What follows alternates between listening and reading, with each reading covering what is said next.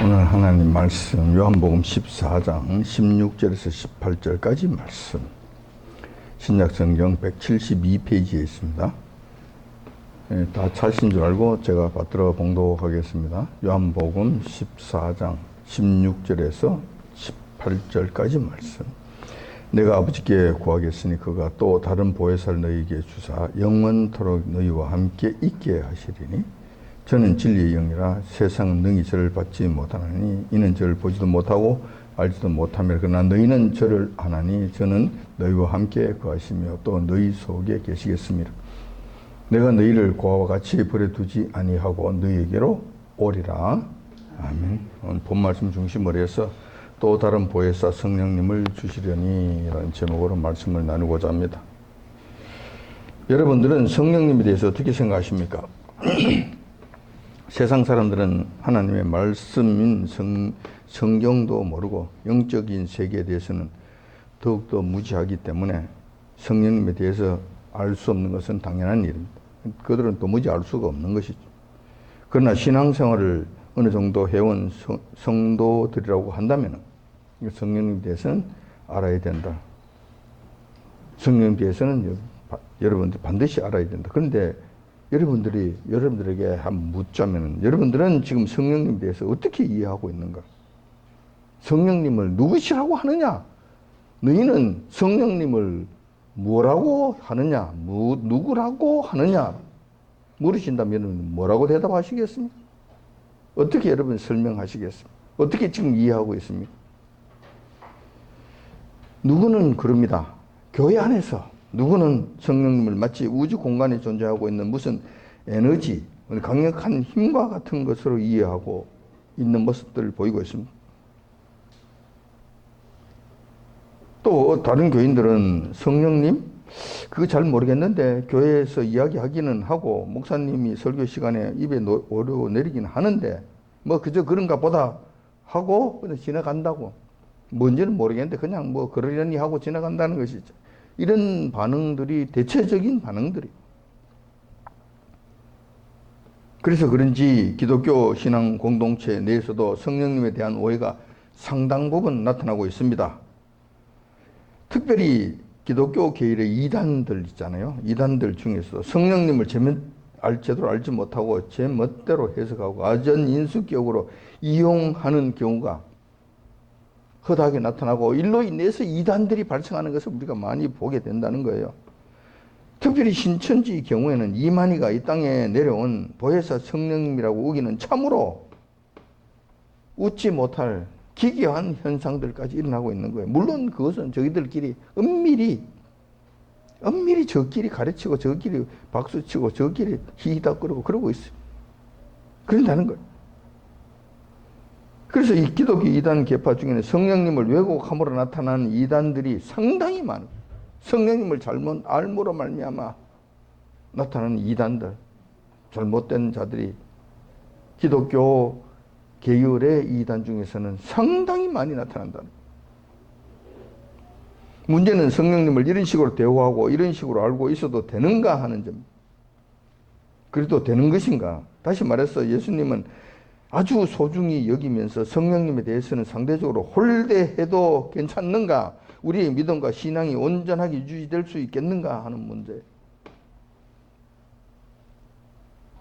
따라서 오늘은 보혜사 성령님에 관한 성경 말씀을 중심으로 한번 살펴보고자 한다는 것입니다. 성령님은 어떤 분이시며 성령님은 어떤 일을 하시는가? 그리고 더 나아가서 성령님을 모시기 위해서는 어떻게 해야 하는가? 성령께서 함께 하시면 어떤 유익이 있는가? 또한 성령께서 오시면 어떤 현상이 나타나는가? 다시 말해서 성령께서 내게 오셨고 임재하시는 것을 어떻게 알 수 있는가? 확인할 수 있는가? 이런 전반적인 문제들을 한번 말씀을 통해서 살펴보고자 한다는 것입니다. 특별히 성령님에 관한 말씀을 드릴 때는 여러분들이 더욱 정신을 차려야 됩니다. 왜냐하면 사탄 마귀 허음의 세력들은 성령님에 관해 가르치는 것을 극도로 싫어합니다. 극도로 싫어. 그래서 그들은 총력을 다해서 성령님에 관한 말씀 선포를 방해할 것입니다. 그렇기 때문에 오늘 이 시간만큼은 좀 더 긴장하고 말씀에 집중해야 한다고 말씀드리는 것입니다. 집중해야 할 것입니다. 그러면 우선 성령님은 어떤 분이신가? 우선 우리가 알아야 할 것은 성령님은 어떤 분이신지 하는 이 문제입니다. 성령님을 마치 우주 공간에 떠다니는 거대한 힘, 에너지 정도로 이해한다면 이것은 아주 큰 착각입니다. 마치 능력 있는 목사나 기독교나 한다는 성도들이 방언 몇 마디 하면서 믿습니다, 할지어다 하고 호령하면 마음대로 그 큰 능력, 에너지를 끌어다 쓸 수 있는 것으로 여긴다는 거예요. 믿습니다. 이러면 무슨 하늘에 있는 뭐 어떤 거대한 에너지를 그냥 자기 능력으로 그냥 끌어다 해서 하니까 이게 뭐 병도 고치고 귀신도 떠나고 뭐 이런 일들이 일어난다. 그런 것쯤으로 생각한다. 그런 쯤으로 여긴다는 거예요. 큰 착각이다. 큰 착각. 이것은 모두 아주 잘못된 믿음이고 심각한 오류를 일으키는 문제라는 거예요. 그래서 성령에 관해 바르게 아는 것이 첫 번째로 중요하다고 제가 말씀드리는 거예요. 정말 중요하고. 가장 먼저 우리 믿는 성도들이 잊어버리지 말아야 할 사실은 성령님은 삼위일체 하나님 중에 한 분이시라는 사실입니다. 아, 그건 누가 모르냐고. 근데 안다면 여기 대해서 흔들리지 말아야지. 성령님에 관해서 흔들리지 않는 믿음으로 가야지. 제대로 알지 못하고 마음속에 새겨지지 않으니까 이것을 삶 속에 적용을 못한다는 말이에요. 그러니까 자꾸 흔들리는 거예요. 왔다 갔다 한단 말이에요. 그러지 마시라고. 삼위일체 하나님 중에 한 분이시라는 사실. 성부 하나님, 성자 하나님, 성령 하나님, 이 세 분 하나님께서 삼위로 계시는데 그 삼위로 계시는 이 하나님은 한 분 하나님이시라는 사실에 같은 하나님이시라는 사실. 이 사실을 여러분들이 결단코 잊어버리면 안 된다. 절대 잊어버리면 안 된다. 예수님께서 요한복음 14장 9절에서 이렇게 말씀하시는 장면이 나옵니다. 빌립아, 내가 이렇게 오래 너희와 함께 있으되 너가 나를 알지 못하느냐? 나를 본 자는 아버지를 보았거늘 어찌하여 아버지를 보이라 하느냐? 이렇게 말씀하시는 장면이 나옵니다. 그런데 이 말씀을 그대로 성령님께 적용하시면 이렇게 되는 거예요. 성령님을 보여주옵소서. 성령님을 내게 알게 하여 주옵소서. 만약에 이렇게 우리가 예수님께 요구를 한다면 예수님께 이렇게 말씀하실 거예요. 이렇게 대답하실 거예요. 예수님을 나를 본 자는 성령님을 보았거늘 어찌하여 성령님을 내게 보이라 하느냐? 내가 성령님을 모른다 하느냐? 라고 우리에게 오히려 책망하실 수 있다는 거예요. 예수님을 통해서 우리는 성령님을 이해해야 돼. 예수님을 통해서 성령님이 어떤 분이신지 우리가 제대로 알아야 된다는 거예요. 디모데전서 4장 1절에 보면 이런 말씀이 기록되어 있습니다. 성령님께서 밝히 말씀하시기를 후일에 어떤 사람이 믿음에서 떠나 미혹해 하는 영과 귀신의 가르침을 쫓으리라. 자, 이것은 뭐 우리가 다른 측면으로 우리가 설명하실 수 있지만은 우리 여기서 우리가 알고자 하는 것은 성령님께서 어떤 분이신지에 대해서 우리가 이해를 해야 된다. 바른 이해를 해야 된다는 거예요. 다시 한번 정리를 하자면은 성령님은 비인격체로서 우주에 떠도는 에너지, 어떤 힘과 같은 그런 존재가 아니라 삼위 하나님 중에 한 분이시며 인격적인 분으로서 우리 연약한 지체들과 친히 교통하시고 말씀하시는 거룩하신 분이시라는 사실. 친히 우리에게 말씀하시는 분이시라니까. 오늘 분명 디모데전서 4장 1절에 그렇게 말씀하고 있잖아요. 성령께서 밝히 말씀하시기를 직접 말씀하신단 말이에요. 거대한 힘과 뭐 구름처럼 떠돌아다니는 그런 것이 에너지가 그런 게 아니라는 말이에요. 인격체셔. 거룩하신, 그것도 거룩하신 하나님의 인격을 가지고 계시는 하나님이시라는 사실이에요. 이 사실을 여러분 절대 잊으시면 안 돼요. 성령님은 그런 분이시다. 이것으로 전부 다 설명을 할 수 없겠지만 1차적으로 여러분은 이것만큼은 여러분 확실하게 알고 계신, 여기서 절대 한 발자국도 물러나시면 안 된다. 여기서 한 발자국이라도 벗어나면 안 된다. 자, 이러한 성령님은 구약에서와 신약에서 임재하시고 역사하시는 방식에 있어서 조금 차이점이 있는 것을 보게 됩니다. 좀 차이가 나요. 왜 그러냐 모르겠어요. 그거는 꺼지는 모르겠어요. 하나님의 기쁘신 뜻대로 행하시는 것이. 거기에 대해서는 성경에서 말씀하신 것이 없기 때문에 아무튼 그래요. 자, 구약의 성령 하나님을 구약에서는 편의상 이렇게 부르고 있어요. 하나님의 신이라고 하고 여호와의 신이라고도 하고 성신이라고도 합니다. 그런 식으로 불러요. 같은 성령님이신데 하나님의 신, 여호와의 신, 성신 뭐 이렇게 부른다는 거예요.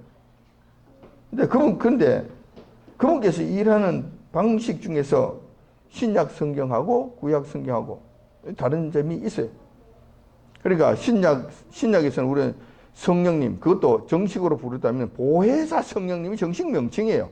보혜사 성령. 그래서 이것이 좀 약칭으로 그냥 성령님 그런데 원칙이 원래 제대로 된 이름은 보혜사 성령님입니다. 그런데 구약에서는 그것을 여호와의 신, 하나님의 신, 성신이라고 부른다. 거기 좀 차이가 있어요. 호칭에 똑같은데 호칭의 차이가 좀 있다는 거예요. 그리고 또 역사하시는 일하시는 방식에 있어서 조금 차이가 있는 거예요. 구약에 하나님의 신이신 성신께서는 사람에게 임재하셨다가 경우에 따라서는 떠나신다는 점, 이게 결정적인 차이죠. 신약과 구약에 있어서 성령님의 역사하심의 결정적인 차이. 사무엘상 10장 6절에 보면 이렇게 기록되어 있습니다. 너에게는 여호와의 신이 크게 임하리니 너도 그들과 함께 예언을 하고, 다시 말해서 사울 왕에게 기름 부었을 때 기름 붓게 되면 이렇게 된다는 거예요. 그러면 그 성령께서 하나님의 신이 임하셨다는 증거로 예언을 하게 된다는 것이죠. 그래서 성신이 임하신다는 거예요. 이렇게 임하시면, 이렇게 하나님의 신이 임하시면 이렇게 된다는 거예요. 자, 그런데 사실 또 사울이 왕이 되기 전에 기름 부으니까 이런 기름 부음을 받게 되니까 이런 현상이 일어났습니다. 자, 그런 다음에 사무엘상 16장 14절에 가보면 이런 말씀이 기록되어 있습니다. 여호와의 신이 사울에게 떠나고 여호와의 부리신 악신이 그를 번뇌케 한지라. 다시 말해서 이 말씀을 보면 우리가 이걸 알 수, 여호와의 신, 하나님의 신은 사울 왕에게 임재하셨다가 사울 왕이 극도로 범죄하고 악을 저지르고 하나님을 대적하는 일들을 하니까 성신께서, 하나님의 신께서 떠나버리시는 역사가 일어났다. 하나님의 신이 떠나버리면 그 즉시 일어나는 특징 중에 하나가 귀신들이 덤벼든다는 거예요. 귀신들이 그 자리를 그냥 차고 들어간다는 거예요. 그래서 그렇게 괴롭히는 거예요. 그 다음부터는 고통, 괴로움, 어려움, 말할 수 없는 번뇌 가운데 살게 되는, 지옥의 삶을 살게 되는 것이 이 결정적인 차이예요. 성신께서는, 구약의 성신께서는 임재하셨다가 또 떠나시는 이런 일이 있다는 거예요. 자, 그런데 신학의 성령님께서는, 보혜사 성령님께서는 어떠하신가? 한번 우리 믿는 성도에게 임재하시면은 결단코 떠나시는 일이 없으시다는 거예요. 이것이 구약의 여호와의 신과 결정적으로 차이가 나는 현상이라, 결정적인 현상, 차이 나는 현상이라는 것입니다. 자, 이 사실은 제가 여러분들에게 임의로 말씀드리는 것이 아니라 조금 전에 봉독해 드렸던 본문 말씀 중에 잘 나타나 있습니다. 오늘 본문 말씀 다시 한번 봅시다. 16절에 그 말씀이 있잖아요. 내가 아버지께 구하겠으니 그가 또 다른 보혜사를 너희에게 주사. 그 다음에 뭡니까? 뭐라고 말씀하셨습니까? 영원토록 너희와 함께 하시는 말씀하시고, 한 분 인재하시면 영원토록 함께 하신다니까. 이게 틀린 거예요. 그 결정적인 그 분기점이 뭐냐? 예수님의 십자가 사건을 통해서, 십자가 사건 때문에 이 구약의 성령님의 역사하심과 신약의 성령님의 역사하심이 이렇게 판이하게 달라지게 된다는 거예요. 예수님의 십자가 사건이 이 모든 일들을 가능케 하신 거예요. 이 부분을 여러분들이 명확하게 아셔야 돼요. 그래서 여러분, 성령님 함께 임재하시면은 구약 때처럼 성령께서 어디 떠나시지 아니하시는가, 어떻게 되시지 아니하시는가, 전전긍긍 하실 필요가 없다. 그런데 우리가 조심해야 될 것은, 정말 조심해야 될 것은 성령님을 근심시키는 일은 하지 마셔야 된다. 근심시키는 일을 하지 마셔야 돼요. 왜냐하면 근심시키는 만큼 여러분들이 고생하기 때문에 그래요. 삶이 힘들기 때문에 그래요. 그렇게 하지 마시라고. 성령 근심시켜서 여러분이 좋을 일이 뭐가 있겠냐. 그렇다고 또 너무 이걸로 인해 가지고 자신만만해서 아무렇게나 막 살지 마시고 성령 근심시키는 일을 하시면 여러분 그 삶 자체가 생지옥이 됩니다. 생지옥이 돼요. 그래서 다시 말해서 성령 인도하심과 성령님의 말씀하심에 순순히 순종하고 따르고 이끌려가면은 그분에 의해서 순종하고 따라가면은 아주 평안한 삶을 살게 돼요. 형통한 삶을 살게 된다. 이거 자체가 이 땅에서의 한번 천국을 맛보는 삶이 된다는 거예요. 반면에 거기에 가고 대적하고 죄를 짓고 죄를 지었는 걸 말씀하시는데도 말을 듣지 않고 계속 엇길로 엇박자를 내고 엇길로 간다 하면은 성령께서 탄식을 하시고 근심케 하신다는 거예요. 그러면은 그때부터는 정말 성령님께서 내 안에 계신가 안 계신가 할 정도로 성령님의 사람인가 사람이 아닌가 구분하지 못할 정도로까지 바닥으로 깔아앉게 된다는 거예요. 그런 사람들은 삶 자체가 굉장히 힘들어요. 그리고 마지막에 죽을 임종 무렵에 그 쉽게 임종을 하지 못해요. 쉽게 임종이 안 된다. 그래서 여러분 성령님을 근심시키지 마십시오. 힘들게 하지 마십시오. 그렇게 순종하면서 따라가시라고. 그것이 여러분들이 가장 좋은 방법, 잘 사는 방법이고 가장 지혜로운 방법이고 이 땅에서 가장 형통한 방법이고 그걸 분명히 여러분들이 이해하시기 바라겠습니다. 자, 그 다음으로 우리가 살펴볼 것은 구약의 하나님의 신과 신약의 성령님께서 역사하시는 방식과 내용에 있어서 좀 차이가 있다. 자, 이 무슨 말씀이냐면 구약의 하나님의 신께서 임재하시게 되면은 오늘 조금 전에도 봉독해 드린 바와 같이 말씀을 찾아본 바와 같이 사무엘상 거기 보면은 이제 그 사도 사무엘상 10장 6절에 보면 이런 말씀, 너게 하나님의 신이 크면 이 말이 너도 그와 함께 예언을 하고 임재하시게 되면은 성령께서 하시는 일 중에 예언을 하게 하시는 거. 구약에서도 그런 일을 하셨다는 거예요. 예언을 하게 하시는 일. 자, 그 다음에 구약의 하나님 신이 임재하시게 되면 어떤 일이 생기는가? 담대해져요. 그리고 하나님의 명령에 순종할 수 있는 능력을 얻게 돼요. 다시 말해서 사울에게 하나님 신이 임재하시게 될 것 같으면은 그가 전쟁에 그냥 담대해져서 전쟁에 나가서 그냥 전쟁을 승리로 이끄는 이 모습을 보게 돼요. 그 전까지는 사울이 덩치는 크고 참 멋있는 사나이처럼 생겼는데 이게 그냥 담대함이 없고 또 여성 같은 이런 힘도 없고 용기도 없고 그래서 그냥 수레 뒤에 숨고 막 이런 모습들을 보여요. 하나님 신이 임재하지 아니하실 때는 그런 모습을 보였다는 거예요. 하나님 신이 임재하셨을 때는 담대해져서 힘이 생겼어요. 암몬 족속이 그 길앗 지방에 쳐들어왔다고 그러니까 그냥 달려나가잖아요. 어디에 그 힘이 생겼는지 모르겠어요. 달려나갔어요. 길앗 지방에 있는 그 암몬 족속들 전부 한순간에 다 그냥 처단하고 그 백성들 그 길앗 지방에 사는 하나님의 자녀들 그러니까 므낫세 지파 족속들이 그 국민들을 그럼 다 구원내고 살려내는 이 일들을 하는 거예요. 그 하는 것을 우리가 보게 돼요. 자, 그래서 하나님의 신이 임재했을 때는 이제 강하고 담대하고 전쟁에 능한 신 하나님의 신의 역사가 나타나는 것을 보게 되고 예언을 하게 되는 이런 일들을 보게 돼요. 구약의 신은 그렇게 됐다는 거예요. 하지만은 신약에서의 성령님은 구약에서의 하나님의 신과는 조금 다른 식으로 일을 하시는 것을 보게 돼요. 역사하시는 그 역할이 조금 그하고 다르다는 거예요. 뭐 겹쳐지는 부분도 있지만 그렇다는 거예요. 우선 성령님의 정식 명칭이 보혜사 성령님이시잖아요.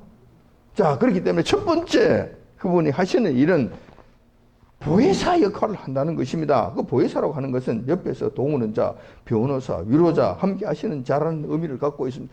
우리 신약에 우리가 예수님 이후에 오신 보혜사 성령님은 이런 일을 하신다니까. 우리를 옆에서 도우시는 분이시고, 우리를 변호하시는 분이시고, 우리를 위로하시는 분이시고, 우리와 함께 하시는 분이시라는 거예요. 이런 역할을 하신다는 거예요. 따라서 지금의 성령님은 전적으로 우리를 도우시는 분이시며 우리 믿는 성도들을 끝까지 인도하시고 돌보시는 분이시라는 거예요. 언제까지? 어디까지? 영원토록. 언제까지? 영원토록. 어디까지? 천국에 이르기까지.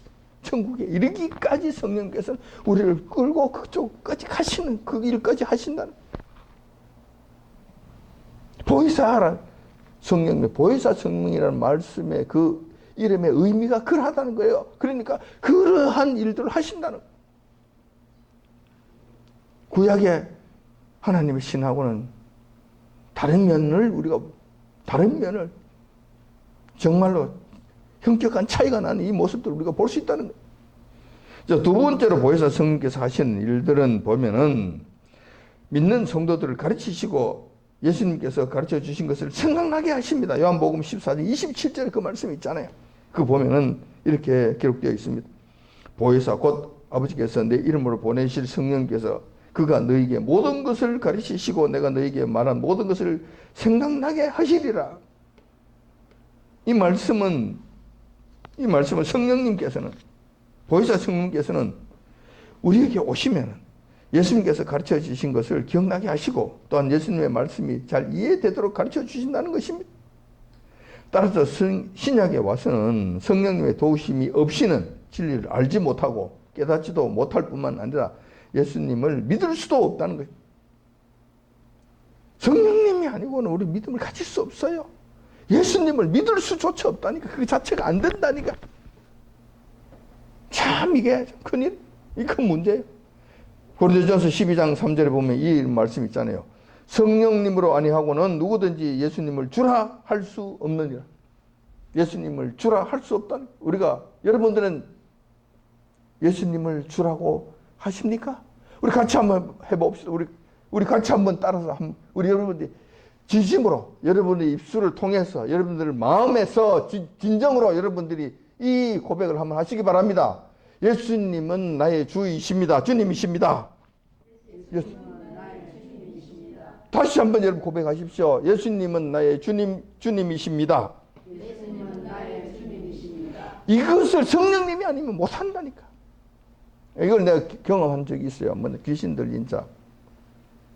예수님은 나의 주님이라고 해보라 그래요. 절대 안 해요. 절대 못해. 입을 막 비틀어도 안 해요. 절대 안 한다. 눈동자가 돌아가는데도 안 하더라. 절대 못해요. 세상 사람들 보고 하라 그래 보세요. 웃고 안 해요. 장난삼으로도 한번 해보라 그래도 그것도 잘 안 해. 그것도 못해요. 아는 사람 상당히 많아요. 안 한다. 왜냐하면 성령님으로 말미암지 않고는 안 되기 때문에 그래요. 여러분들이 지금 순조롭게 아주 자연스럽게 뿐만 아니라 진심을 담아서 여러분들이 예수님은 나의 영원한 주님이십니다라고 고백했다면, 입술로 여러분들이 고백했다면 여러분들 성령님의 사람이고 성령님으로 말미암아 고백한 것으로 믿습니다. 이게 너무나 중요한 거예요. 성령님으로 말미암아 하시는, 보혜사 성령님으로 말미암아 이루어지는 역사라는 사실을 기억하시기 바랍니다.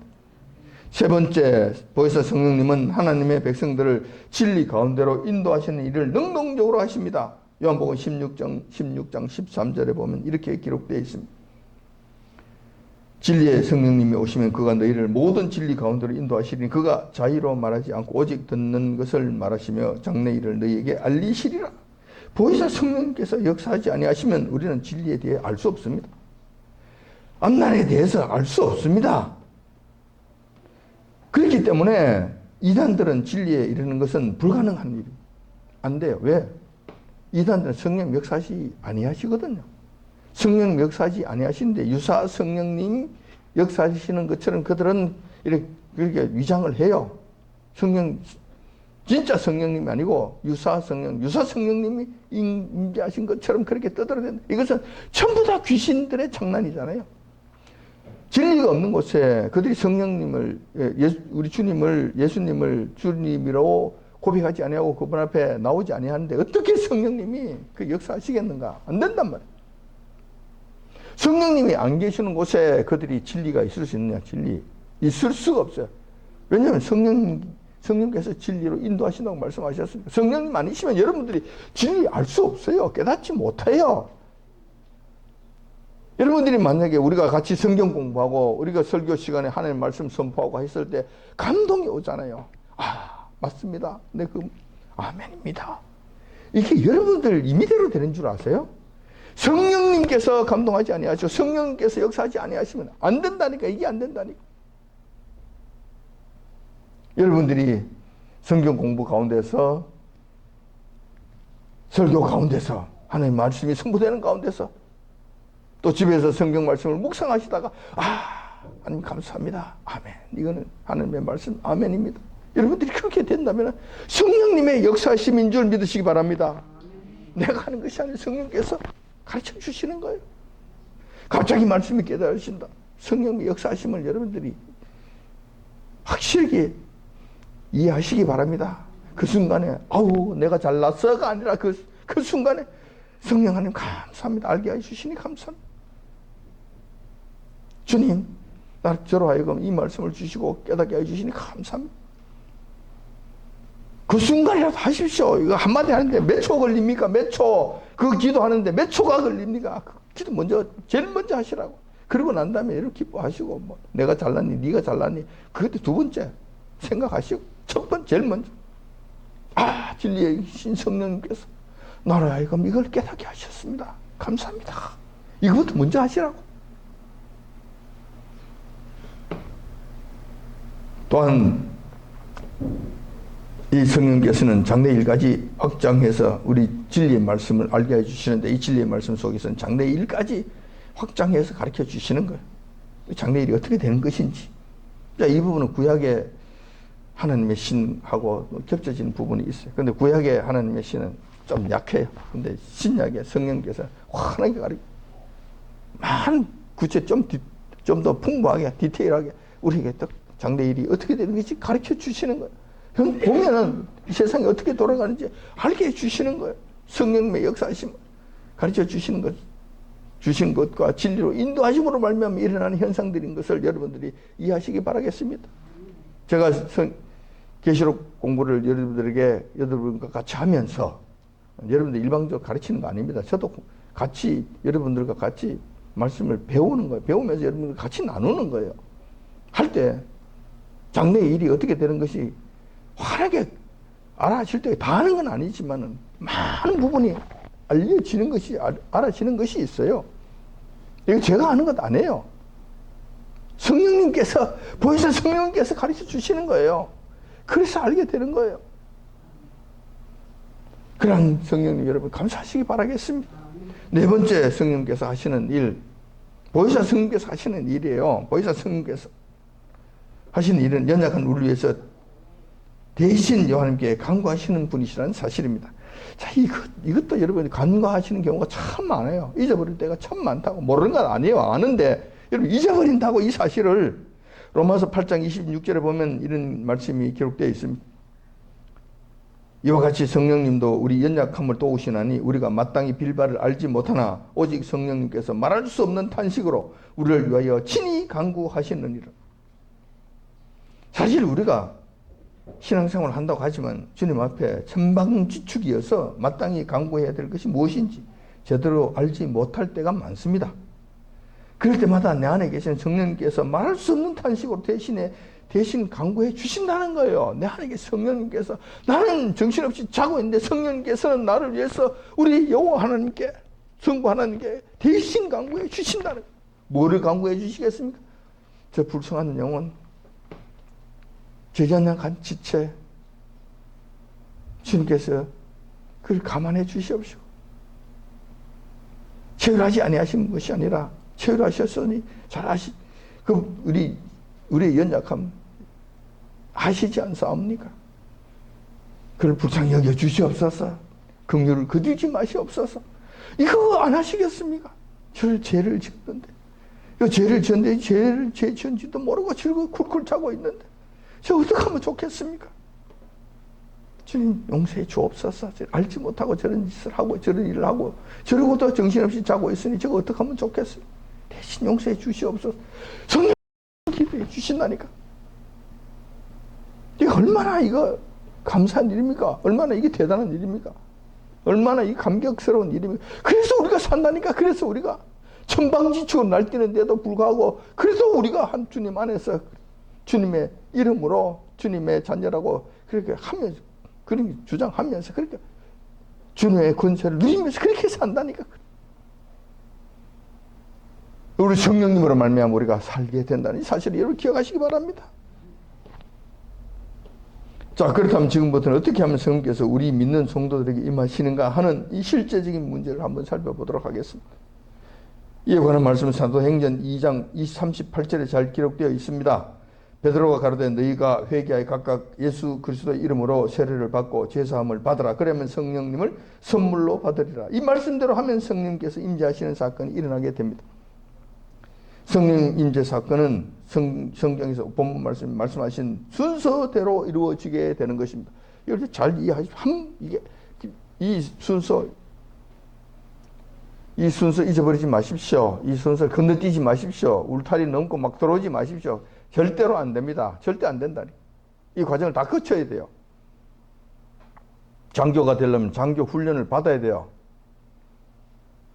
1주부터 시작해서 몇 개월에 이르기까지 수많은 그 과정을 다 겪어야 나중에 장교로 임관해 주는 건 마찬가지예요. 이건 똑같아요. 같은 방식이에요. 자, 첫 번째 복음의 말씀을 들어야 됩니다.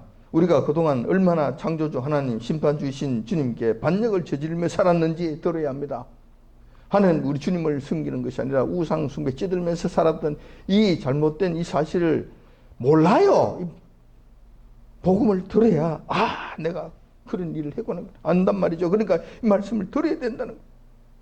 그때 우리의 죄가 얼마나 큰 것인지 알게 된다는 거예요. 깨닫게 된다는 거예요.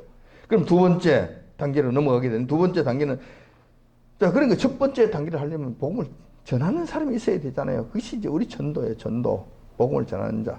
그래서 이걸 전해야 되는 거예요. 너가 얼마나 큰 죄를 지었는지 알게 깨닫게 해줘야 되는 거예요. 자, 두 번째 단계 나의 하나님 여호와께서 나의 하나님 여호와께 대해서 이 대적한 죄가 얼마나 큰지 알게 되면은 나는 이 죄로 이제 죽게 되었구나 하는 깊은 후회와 탄식이 터져 나오게 됩니다.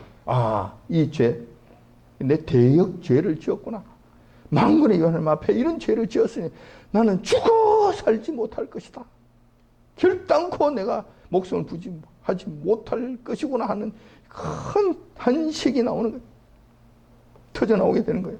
그때 세 번째 단계. 그때 이제 진정 복음의 말씀이 나오게 되는 것이죠. 너 죄의 문제, 이 죄 때문에 그런 거 아니야. 그 대역 반역죄, 예수 그리스도 십자가로 말미암아 너가 이 죄를 용서받을 수 있다고 하는 구원의 길을 그때 제시하는 거예요. 그때 제시가 내가 반드시 죽을 수밖에 없는 나는 이제 큰일 났구나. 아니야. 살 수 있는 길이 있어. 예수 그리스도 십자가로 말미암아 너의 그 반역죄, 대역죄, 주리를 뒤틀고 삼족이 멸족을 당하는 그 엄청난 죄를 한순간에 전부 다 해결할 수 있는 길이 있어. 용서받을 수 있는 길이 있어. 이게 복음이란 진정한 복음이라는 이걸 말씀해 주셔야 된다는 거예요. 그래서 살 소망이 있다는 것을 그들에게 가르쳐 주는 거예요. 제시해 주시는 거예요. 그러면 네 번째 단계에 가서 예수님께 나와서 그동안 여호와 하나님께 반역한 일들과 심판주 대신 우리 주님 앞에 알게 모르게 배역한 죄들을 깊이 뉘우치고 용서해달라고 그 앞에 무릎 꿇게 된다. 그리고 이제는 세상이 나의 주인이 아니라 예수님만이 나의 주인으로 모시고 살겠다고 거기에서 고백을 하는 거예요. 고백을 하게 되는 거예요. 자, 이것을 우리는 회심이라고 이야기한다. 회심이라고 이야기를 한다. 예수. 사도행전에서는 이건 회개라고 말씀하시는데 이건 회심이라고 이야기하는 것이 옳다. 자, 그래서 이 과정이 정말 순조롭게 진행된다면 그 다음 과정, 그 다음 단계에서는 예수님께서 우리의 모든 죄를 완전 용서해 주시고 그때부터 너는 내 백성이라고 인정해 주시고 당신의 소유물이라고 선포해 주신다. 그때 가서야 우리 주님께서 죄를 용서해 주신다는 거예요. 죄가 용서가 되고 나면은 내가 우리 주님을 나의 주님으로 모시겠습니다. 영원토록 주님으로 모시고 살겠습니다 하는 그것이 받아들여진다는 거예요. 받아들여진다는 거예요. 받아들여지게 될 때 너는 내 소유물이라 하는 우리 주님께서 인정해 주시는 거 인정해 주셔. 그리고 그 다음 단계 6번째로 가면은 주님께서는 이제 그때 가서야 너는 내 것이라 내 소유물이라고 하는 증거로서 보혜사 성령님을 보내주셔서 임재하시게 하신다는 거예요. 그때 가서야 일이 이루어지게 된다는 거예요. 이렇게 해서 성령께서 임재하시는 사건이 이루어지고 완성되게 된다는 것입니다. 중요한 것은 이러한 과정을 성실히 거쳐야 하고 반드시 우리 주님으로부터 우리가 진정 그분 앞에 무릎 꿇고 회개한 것이 회심한 것이 주님께로부터 받아들여져야 된다는 거예요. 주님께서 심사하셔서 그래 너 진정성을 내가 받아주겠어. 네 진정성 맞아. 우리 주님께로부터 이 일들이 받아들여져야 된다는 것입니다. 이 과정이 충분히 이루어지지 아니하면은 성령께서 임재하지 아니하시게 됩니다. 안 된다는 거예요. 그러면 이 부분이 이 과정에서 가장 중요한 부분이고 이 과정 속에서 가짜 그리스도인, 가짜 성도들이 우후죽순처럼 생겨나게 된다는 것입니다. 다시 말해서 우리 주님께서는 너 정정성이 없네. 아니야. 틀렸어. 다시 돌아가. 다시 해. 복음 듣는 것부터 탄식하는 것부터 회심하는 것부터 다시 해. 다시 처음부터 다시 하란 말이야. 하고 주님께서 돌려보내십니다. 불합격 판정을 이런 식으로 불합격 판정을 하셨는데 교회가 나서서 인간이 임의대로 합격 판정을 해서 성도라고 불러준다는 것입니다. 이렇게 해서 가짜 성도들이 교회에 양산되는 일이 생긴다는 거예요. 더글더글하게 만든다는 거예요. 이러면 안 된다. 그러니까 아직도 예수님을 못 만났다고 그러는 거예요. 이것을 우리는 예수님을 만났느니 예수님을 아직 만나지 못했느니 이런 말들을 한단 말이에요. 이것은 이 과정을 제대로 충실하게 거치지 못했다는 것을 의미하는 거예요. 자, 그렇다면 우리가 성령님께서 임재하셨는지 안 하셨는지 우리가 어떻게 알 수 있는가? 자, 이거 어떻게 나는 가짜 성도인가 진짜 성도인가 나는 교인인가 성령께서 임재하셨는가 안 하셨는가 어떻게 알 수 있는가 어떻게 확인할 수 있느냐 하는 문제입니다. 이 문제는 주님께서 친히 가르쳐 주신 바 있습니다. 주님께서는 열매를 보면 그 나무를 안다고 알 수 있다고 말씀하셨습니다. 따라서 우리는 성령께서 임재하셨을 때는 성령님의 열매가 반드시 나타나게 되고 그 성령님의 열매를 통해서 우리가 성령 임재하셨는지 안 하셨는지 우리가 알 수 있다는 거예요. 갈라디아서 5장 22절 23절에 보면 이런 말씀이 기록되어 있습니다. 여러분들이 잘 아시는 내용이에요. 오직 성령님의 열매는 사랑과 희락과 화평과 오래 참음과 자비와 양선과 충성과 온유와 절제니 이 같은 것을 금지할 법이 없느니라. 과거에는 수많은 세상적 죄 속에서 살았던 자가 주님 앞에 회심하고 무릎 꿇은 다음에는 이와 같은 현상들이 삶 속에서 나타나게 된다는 거예요. 어쩔 수 없이 나타나게 된다는 거예요. 옛날에 거짓말하던 자가 거짓말하지 아니고 남을 미워하던 자가 사랑하게 되는 것이고 절제하지 못한 자가 절제하는 되고 반역하는 자가 충성하는 자로 바뀌게 된다는 거예요. 이러한 현상들이 나타나게 된다는 거예요. 근데 이러한 현상들이 삶 속에서 나타난다면 이 사람은 성령님께서 임재하시는 것이구나 라고 결과론적으로 우리가 알 수 있다는 것이. 물론 우리가 판정하는 건 아니에요. 정말 그런지 아닌 건지 우리가 판정할 수는 없어요. 우리 주님께서 판정하시는데 개괄적으로 우리가 분별할 수 있다는, 개괄적으로 볼 수 있다는, 대체적으로 우리가 알 수 있다는 거예요. 이것을 통해서 알 수 있다는 것입니다. 자, 보혜사 성령 임재 사건은 말세를 살아가는 우리 믿음의 사람들에게는 그 어느 때보다도 중요합니다. 왜냐하면 예수님 재림하실 그 무렵이 되면은 적 그리스도는 길을 쓰고 모두 수단과 방법을 동원해서 이 땅의 사람들을 자신의 소유물화하려고 하기 때문에 그렇습니다. 이때 적 그리스도, 즉 짐승은 이 땅의 사람들을 사람들이 짐승의 소유물임을 확정짓는 방법으로 666표를 짐승의 표로 해서 받도록 강요한다는 거예요. 이거 이때 이 강요는 이거 어마어마합니다. 이 압력이 어마어마하다는 거예요. 누가 이 압력을 견딜 수 있겠는가? 이것을 누가 이길 수 있겠는가?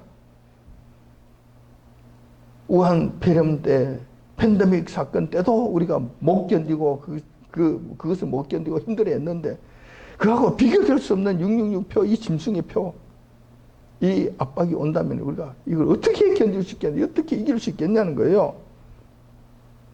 주님께서는 짐승의 표를 받으면 하나님의 진노를 면치 못할 것이라면서 영원한 형벌을 예고하셨습니다. 왜냐하면 내가 짐승의 소유물이 되겠다고 내 영혼을 판 것이잖아요. 짐승이 판 것이잖아요.